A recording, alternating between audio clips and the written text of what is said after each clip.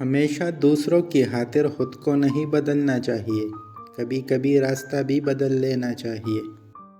بہترین یادداشت وہ ہے جس میں انسان اپنی غلطیاں اور دوسروں کی نیکیاں یاد رکھتا ہے۔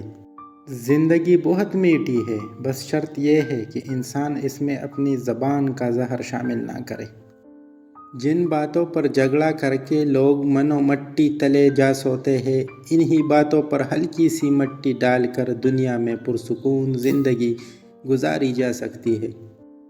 ضد کی جنگ میں اکثر دوریاں جیت جاتی ہے، لیکن محبت واحد ایسی جنگ ہے جو ہتھیار ڈال کر جیتی جاتی ہے۔ یاد رکھیے، آپ کا کردار آپ کی پہچان ہے، ورنہ ایک نام کے لاکھوں انسان ہوتے ہیں۔